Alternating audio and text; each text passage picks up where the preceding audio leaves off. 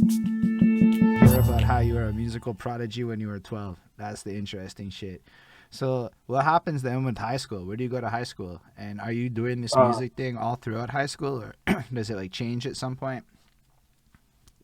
at high school, I was still doing the music, and I went to Father Mac by if you want to know. But my school is no longer there. Father Mac is up in Ville, Colorado, across the street from Sir Winston, which is now what Lauren Hill. We call it Lauren Hill now.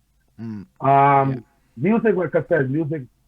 Even my high school was always in me, but there was a moment in high school time where I wasn't really. I could curse sometimes. I could You can curse. swear all you want, my Okay. guy. Well, Well, I hold wasn't on. fucking No around. R word, Yeah, no R word, yeah, nothing LGBTQ plus. All the other yeah. cuss words is okay. All right. Well, like I said, I wasn't fucking around with music too tough. Like as in playing the piano, because there was a moment where when I was playing sports, like I told you, I got into a sports injury where I kind of shattered my bones into my one of my fingers right here, actually. Properly healed, but those times I shattered it. It kind of kept me aback from playing the piano for at least maybe like a year or two. It's to the point where I got kind of too comfortable, where I kind of set me back from playing the piano like I used to play, but it never stopped me from listening to or getting involved in music. Mm. Matter of fact, I think that's me shattering my fingers where actually started me to get into the DJing. And the So that was DJing just is the like an funny, adaptation, then, right? Like so. yeah, So in it's pretty theory, much there's that's another what it is. world where you're in the Montreal Symphony Orchestra. Like that's another Yeah, possible future for you. And now we have this version. I think we got the better yeah. version, to be honest with you. I like this Bashment. So I guess I owe it to my fingers getting shattered then, eh? You know what, man? I like to find the silver linings. It's kind of a painful one, but if it gets us the greatness, then we got the greatness, right? Well, it worked out that way then, eh? Well, that's exactly what happened. And I shattered my finger, shattered the bones in my finger, and from there I ended up rotating into the DJ. And of course, them times when I was DJing, there's strictly vinyl. You didn't have like those laptops and all these kind of So, stuff. so let's say when is this times? Oh, definitely like the early 90s, maybe around 93, 94, those times. Okay. Yo, shout Yeah, out that's what. Don Smooth with this sub. Woof. Oh That's man, big. yeah, you know that's my brother right there. Actually, he's the one who actually is one of my influence. He's the one who brought me everywhere he goes and showed me of how it is. I'm being real. Don Food is actually the one is my inspiration. Real talk. I'm happy he's on the show. The watch this and listen to this. He's what really my inspiration. He brought me everywhere. Yo, Don I Food has can. brought me everywhere, traveling, and I've seen everything he's done. And that's actually one of the reasons why to this day I'm still DJing and continue to DJ because of Don Smooth. And I can tell you, he said that to me with like almost those exact words off camera one time. So he's being fucking sincere when he says that. No, that's cool. Yeah, I yeah, love it when dude. people give love where it's True due. fact. True But fact. as Right? so tell us then again about how you got into DJing. Like what actually made that happen for you? Well, well, those times I had those, we call it the boom box back in New York. You know those big tape decks, the Yeah. ABs. So that's what it started off by. Those times there around the early '90s, house music was a big thing in Montreal. House music, that's how it was back in the early '90s. Strictly house music, radio, house music. Doesn't matter. You couldn't escape the house music. That's all it was on the radio. And what I used to do is I used to listen to the radio station.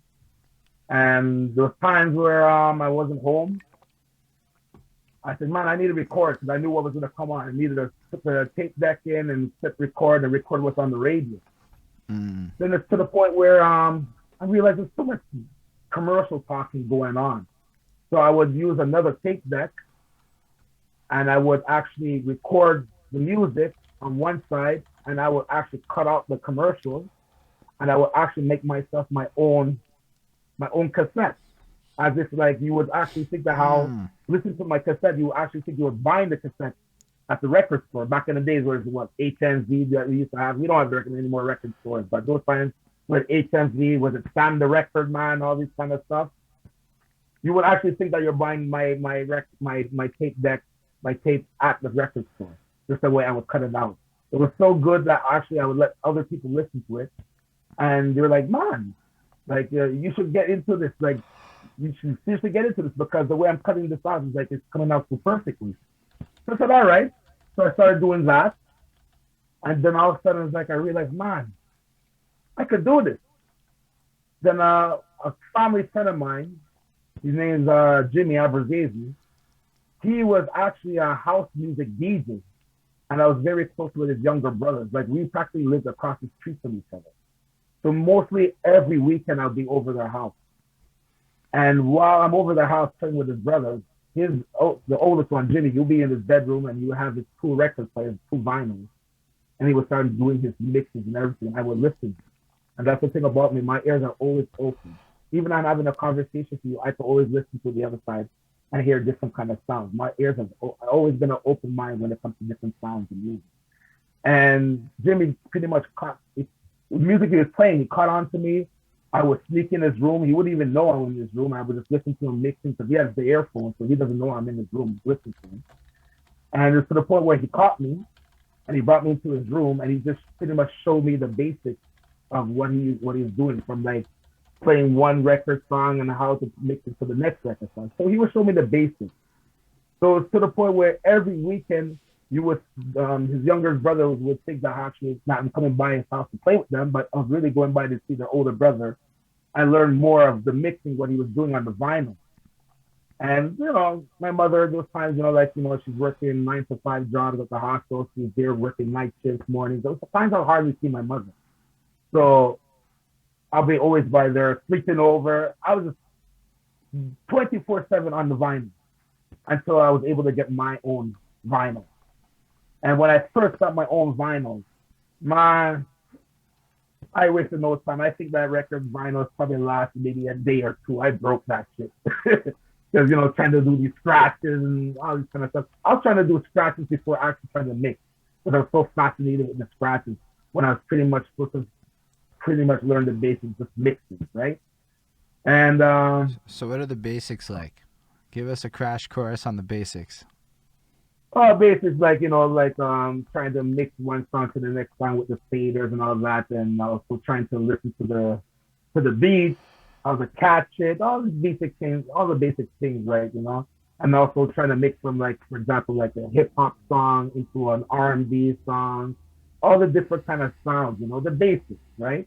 These are the basics you guys have to know when it comes to mixing and DJing, especially when it comes to vinyl. We didn't have these push buttons, these DJ controls, all these new technologies, how it is now. Awesome. Explain it with more detail, because while for you it's mad simple and clear, for people, like, the show's called Bridge the Gap, right? Because I mean, I can picture some of what you're saying, but pretend I don't know it a little more, because that's interesting. Like, I'm trying to picture, you have there's like two vinyl players and then you connect them together somehow. Like, how are you actually doing this?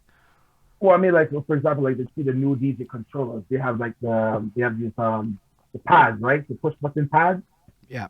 So what it is that with these push button pads is, like, if you want to, for example, if you're playing a song and you want to mix it to the next song, well, with the push button pads, you actually could press the button where exactly where you want to start to mix it to the next song, right? By pushing one of the buttons, so you could just cue in. We actually call it like a cue in to the next song. Well, of course, with the vinyl is different because it's the record. And there's like the edge of the vinyl is like, the record player and the pad. Or you use the edge of it, like they either slow it down or they tap on it like it's a button, but really like the man, it's like you probably would understand it more if I was actually showing to you, but it's no, I'm following this, almost, believe it or not. Yeah, you're doing great. But with the vinyl, yeah, exactly. With the vinyl, like I said, you have like you have the turntable pads, whatever, and you use the edge of it to either slow it down or speed it up to capture it within the next song to blend it in. So that's the difference between the vinyls and the push button pads with the DJ controller, how it is now. Like I said, this technology is different how it was back in the day. But